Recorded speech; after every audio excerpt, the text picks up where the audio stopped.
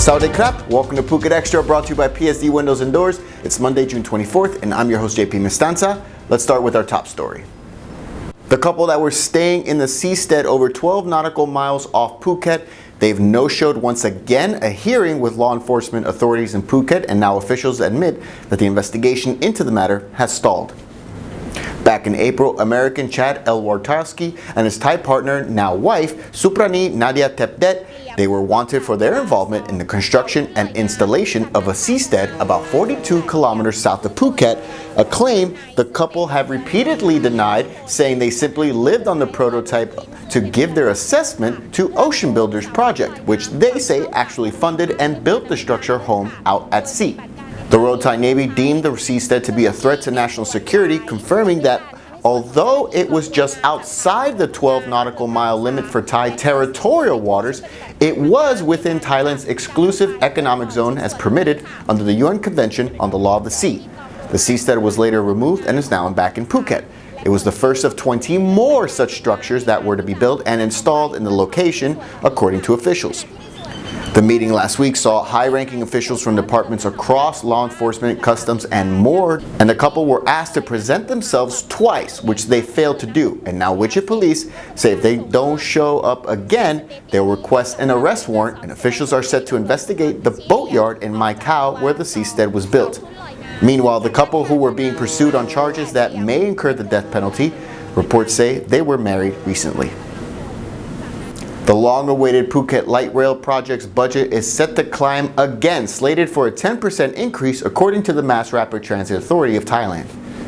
The project's construction is scheduled to begin in late 2020, with Phase 1 scheduled to be done by 2024, which is when light rail services is expected to start running. Phase 1 covers 42 kilometers, including installing double tracks and building 21 stations between the Phuket airport down to the Chalong Circle, which could increase to 23 or 24.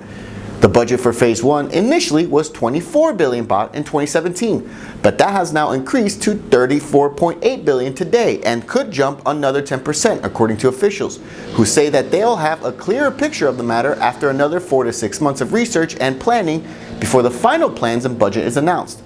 Of concern right now is how to limit the impact of construction along the massive Tepkasatri Road, which sees heavy traffic in many areas, including the Bangku underpass at the top of the bypass road. Meanwhile, officials say they don't know for sure right now what the budget for Phase 2 will look like. Phase 2 does include connecting the light rail from the airport to Phang Nga province. For more, visit thephuketnews.com. An argument over soliciting customers in the early hours of yesterday morning led to the beating and shooting death of a motorbike taxi tout in Patong, killed in front of his wife. Reports say the 4 a.m. incident near Patong Beach Road began when 45-year-old Panyang King Jumpa dropped off his wife near the scene to help solicit passengers for motorbike taxis, when two tuk-tuk drivers standing nearby told her not to steal customers. Reports say an argument ensued and the husband came to his wife's aid, only for a fight to break out, and Panya was beaten by about 6 tuk-tuk drivers with wooden and steel rods. Reports say one of the men shot Panya once in the stomach and he died at the scene right there at 4 a.m. near Patong Beach Road.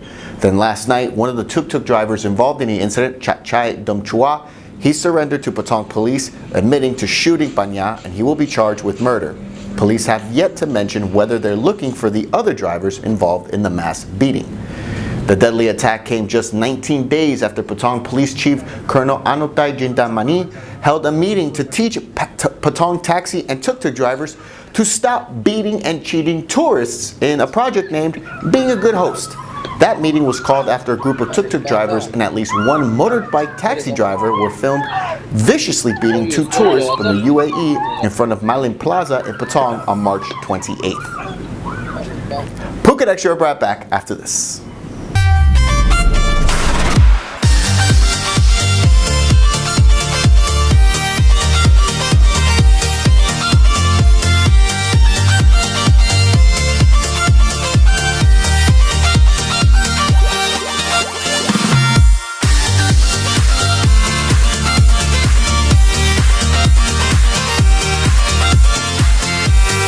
Visit us in Patong or inkedinasia.com. Welcome back to Phuket Extra. Reports say that as many as 60 Bangkok taxi drivers plan to swarm the Department of Land Transport and the Boonjai Thai Party's headquarters today to protest against legalizing ride-hailing services. Reports say that transport officials want to push forward plans to finally make services like Grab and Uber legal in Thailand, which apart from Laos is the last country in Southeast Asia where those taxi-hailing mobile apps are illegal because Thailand requires drivers to have commercial licenses in order to operate as taxis. Taxi drivers in Bangkok plan to vent their fury against not only the transport department but also at the HQ of the Boonjai Thai Party, which during the election earlier this year made a pledge to constituents to make ride-hailing apps legal in Thailand. Taxi protesters say the move would reduce drivers' income because of the increased competition, threatening their livelihoods, and in addition to scrapping plans to make ride-sharing apps legal, they also want the government to increase taxi fares. Can the World Cup come to Southeast Asia? That's what the leaders of the nations are saying at the ASEAN Summit in Bangkok. The idea of ASEAN jointly hosting the FIFA World Cup was brought forth over the weekend, and reports say the leaders all, quote, welcome the shared wish, although their statements stopped short of saying the year set to bid for the lucrative sporting event. But on Saturday, Thailand Foreign Minister Dom Pramudwitnai did say that ASEAN foreign ministers agreed to launch a joint bid for the 2034 World Cup. It's not the first time talk of a joint World Cup bid has included Thailand, with Thai Football Association President Somyot saying last September that Thailand and Indonesia were looking to enter a bid for the 2034 event. And that's it for Phuket Extra, brought to you by PSD Windows and Doors. For safe, secure, and soundproof windows, visit pvcphuket.com. We'd like to get your feedback on any of the news you just watched, so drop us a line in the comments, and don't forget to subscribe. From all of us here at the Phuket News Center, thank you for watching, and until tomorrow, stay classy, Phuket. Hello and Swadee Ka. Welcome to Blue Horizon World Corporate Golf Challenge 2019. We're up at Laguna Golf Course, and right now we're on the 16th hole. This is where all the action happens here today.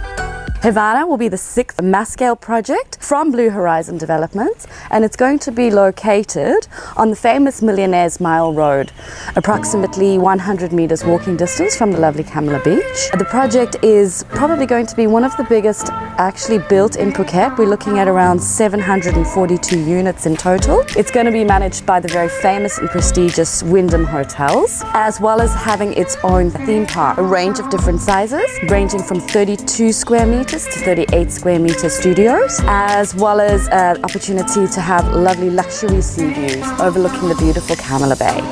So we're wishing all the players the best of luck today, and we'll be watching closely to see anybody who's going to be getting a free unit in our lovely Havana project.